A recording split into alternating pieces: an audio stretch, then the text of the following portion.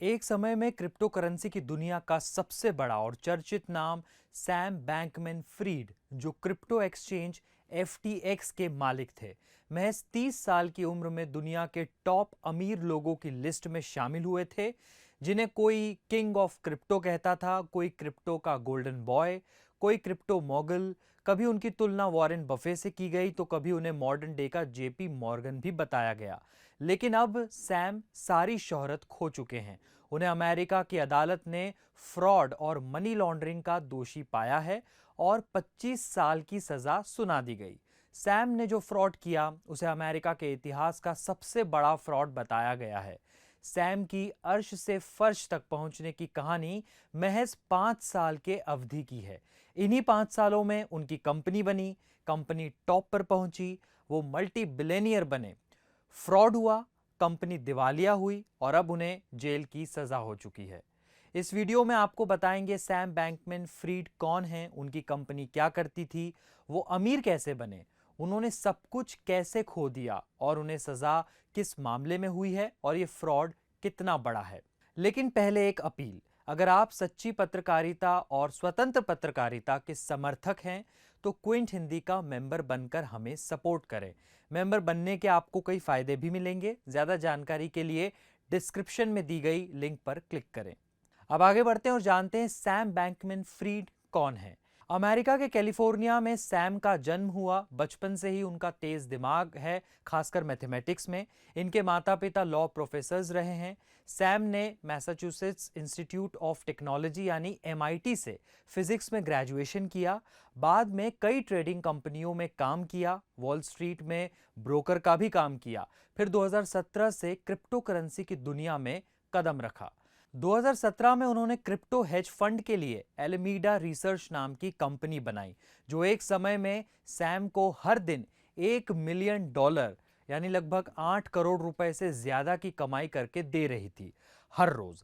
फिर 2019 में Sam Bankman ने हांगकांग में FTX नाम की कंपनी बनाई, जिसने उनके जीवन को ही बदल डाला।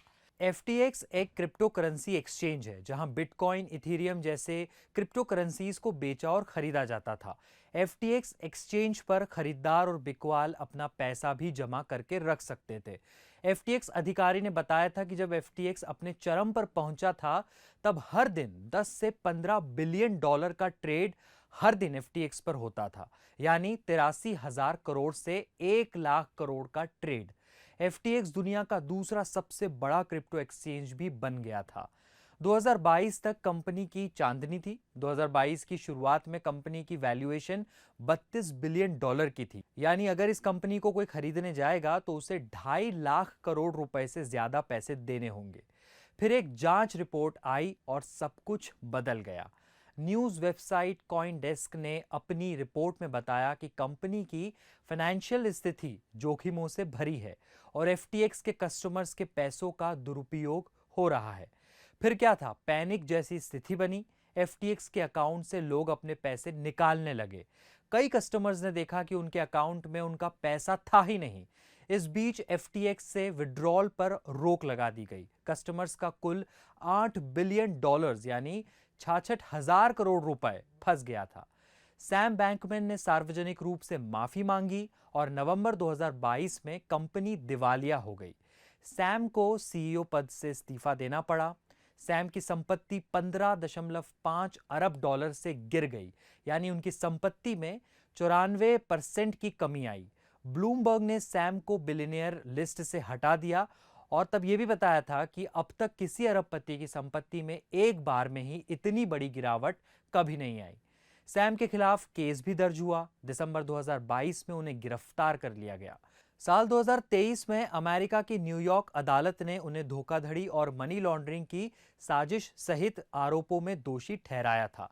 जांच में पाया गया कि उन्होंने FTX में कस्टमर्स के जमा 66,000 करोड़ रुपए निकाले और उन पैसों का इस्तेमाल लग्जरी लाइफ जीने के लिए किया, संपत्ति खरीदने के लिए किया, राजनीतिक डोनेशन देने के लिए किया और बचे हुए पैसों को निवेश कर दिया। सोचिए, ये अरबों रुपए की चोरी थी। जज ने आदेश दिया कि सैम को $11 बिलियन यानी 91,000 करोड़ रुपए देने होंगे ताकि पीड़ित कस्टमर्स को हर्जाना दिया जा सके।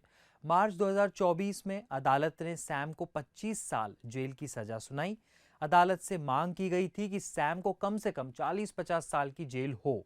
जज ने कहा कि वो जानता था कि ये गलत है, वो जानता था कि ये आपराधिक है, उसे पछतावा है कि उसके पकड़े जाने की संभावना पर जो उसने एक तरह से जुआ खेला है वो गलत साबित हुआ, लेकिन वो इसे स्वीकार नहीं करेगा।